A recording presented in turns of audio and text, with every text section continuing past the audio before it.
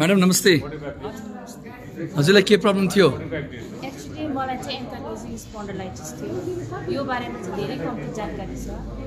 मलाई यो रोग भएको चाहिँ 17 वर्ष हो 17 वर्षदेखि 17 वर्ष 2008 कलेज पढ्दादेखि के चाहिँ हो तर 2015 मा आएर चाहिँ डायग्नोस भयो हजुर तर डाक्टरले चाहिँ मलाई कहिले पनि जान्दैन भन्यो अन्त त्यसले गर्दाखेरि चाहिँ मैले डाक्टर देखाउनै छोडेँ अन्त यसलाई चाहिँ एक्सर्साइज गरेर नै कन्ट्रोल गर्न सक्छ भनेर भन्यो अन्त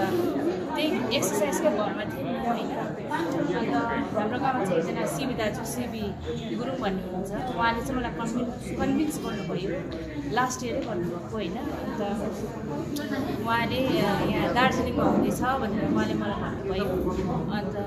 अस्ति स्याटरडे मलाई बोलाउनु भयो होइन अन्त म आएँ अब जसो तसो व्यवस्था गरेर आएँ अन्त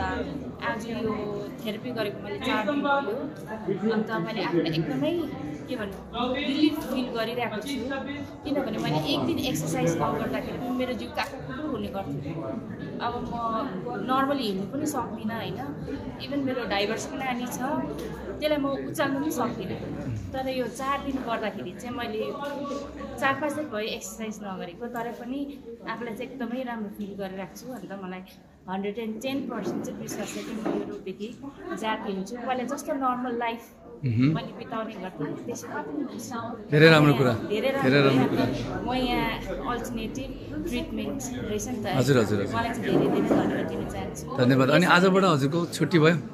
आज होइन म कन्टिन्यू गर्थेँ तर अलिकति पारिवारिक है समस्याले गर्दा हजुर हजुर चाहिँ म कन्टिन्यू गर्न सक्दिनँ तर पनि मलाई केही दुःख छैन किनभने अब म यहाँ है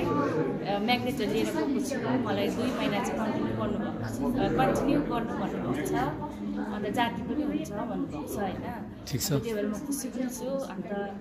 विश्वास छ जाति नै हुन्छु म जाति भएर नै देखाउँछु ठिक छ अनि हजुरले यहाँ उपचार गर्दाखेरि मेडिसिनहरूको प्रयोग भयो कि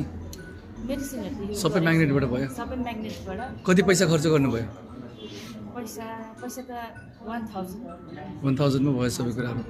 आजबाट हजुरको ट्रिटमेन्ट सक्यो ट्रेनिङ लिएर जानुहुन्छ रेगुलर गर्नुहोस् कन्फ्युजन हो भने हामीले सोध्नुहोस् है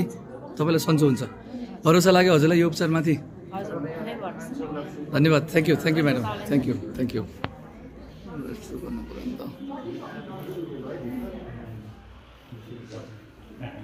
छ राम्रो कुरा हो